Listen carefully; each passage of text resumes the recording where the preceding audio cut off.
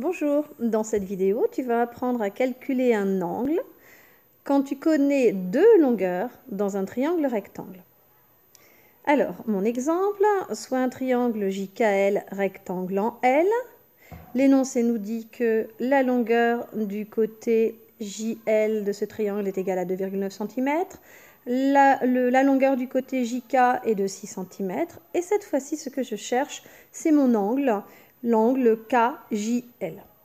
Toujours le même réflexe que dans les vidéos précédentes, je trace une figure à main levée de mon triangle JKL, rectangle en L, JKL. Et sur ce triangle rectangle, je reporte toutes les données de l'énoncé. Alors, JL est égal à 2,9 cm. JL, c'est ce côté-là. Je note 2,9 cm. 2,9. Le côté JK est égal à 6 cm. JK ici mesure 6 cm. Mon angle KJL de sommet J est ici. Je vais donc noter que c'est ce que je cherche. Point d'interrogation. Je ne connais pas la mesure de cet angle. Vous voyez que dans cet exercice, cette fois-ci, c'est la mesure de l'angle que je cherche. Bien sûr, pour connaître la mesure de l'angle, il me faut au moins deux autres données, c'est-à-dire les deux côtés. Donc, soit ce côté celui-là ou un autre, peu importe, mais j'ai besoin de deux côtés. Alors, il s'agit de quoi ici? Il s'agit de mon hypoténuse. Et le côté JL, qui est adjacent à mon angle J, donc je vais noter adjacent. Dans ma formule SOHCAHTOA, que j'écris sur mon cahier, pour ne pas me tromper, je recherche à quel moment, est-ce que c'est dans le sinus, cosinus ou la tangente, que je vais utiliser à la fois adjacent et hypoténuse. Alors sinus opposé hypoténuse, cosinus adjacent hypoténuse, ben voilà, c'est là. Donc, je sais que je vais utiliser le cosinus. Le cosinus va être égal à mon côté adjacent sur mon hypoténuse. Très bien. Eh bien, justement, je vais noter ici, toujours comme dans les exemples précédents, que je travaille dans le triangle JKL rectangle en L. Je vais ensuite écrire la formule du cosinus, puisque j'ai vu ici que c'était le cosinus que j'allais utiliser. Donc, je l'écris cosinus de l'angle KJL que je vais chercher. C'est égal au côté adjacent sur mon hypoténuse. C'est-à-dire que ce que j'avais marqué ici en abréviation, je viens le noter en toutes lettres. Ça, c'est ma première étape. Ma deuxième étape, je vais remplacer les mots côté adjacent, hypoténuse, par les noms des côtés.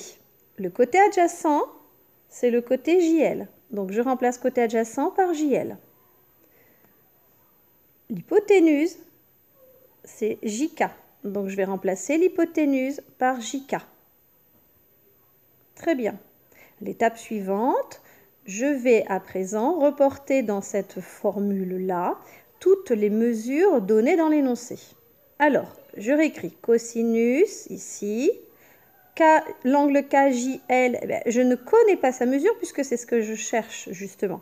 Donc, je laisse en toutes lettres KJL pour dire que je cherche finalement la mesure de cet angle. Je remplace JL par sa mesure, c'est-à-dire 2,9 cm. Je remplace JK par sa mesure 6 cm, ici. Et là, j'ai une formule qui ressemble aux formules précédentes étudiées dans les deux vidéos précédentes. Cosinus de l'angle est égal à un rapport de longueur. Sauf que cette fois-ci, je connais la mesure, enfin la valeur de mon cosinus, de mon angle, puisque 2,9 sur 6, c'est un nombre. Ici, le nombre, il était écrit en écriture fractionnaire, que je peux laisser, mais ça correspond bien réellement à un nombre, parce que je sais que le cosinus d'un angle, c'est égal à un nombre. Eh bien, cette fois-ci, je ne vais pas utiliser la touche cos, puisque je vais utiliser la touche cos lorsque je connais la mesure de mon angle. Là, c'est ce que je cherche. Donc, je vais utiliser la touche arc cos ou la touche cos-1, c'est-à-dire que je vais utiliser sur ma calculatrice seconde cos. J'écris de cette façon-là, je reprends le nom de l'angle KJL, mais j'ai enlevé cosinus devant, hein. Ça n'existe plus ici, puisque c'est la mesure de cet angle que je cherche. Et le cosinus, je l'écris ici, mais ce n'est pas cosinus que j'écris, c'est cos-1 ou arcos, hein, puisque ces deux-là sont les mêmes, hein, mais ça dépend des calculatrices. Certaines calculatrices, comme les Casio, ont plutôt arcos, les touches arcos, et les Texas Instruments cos-1. Peu importe, ça revient au même. Donc, je note ici la mesure, enfin le nom de mon angle, la mesure que je cherche, arcos ou cos-1, de quoi? Eh bien, de cette valeur-là, de ce rapport-là, qui correspond en fait à ma valeur du cosinus. Et la calculatrice, eh bien, je tape seconde cos. La calculatrice ouvre une parenthèse, je tape 2,9 divisé par 6, je ferme une parenthèse, c'est-à-dire que je rentre ça dans ma calculatrice. Et quand je fais exé, la calculatrice me donne directement le résultat, c'est-à-dire environ 61. Mais c'est quoi 61? Eh bien, c'est la mesure de mon angle, puisque j'ai noté ici que c'était l'angle. Donc, c'est JKL, pardon, pas JKL, KJL, l'angle KJL, qui est égal à 61 degrés. Et voilà, c'est ce que je cherchais ici. Quelle est la mesure de l'angle KJL? Voilà, tu sais tout. Au revoir.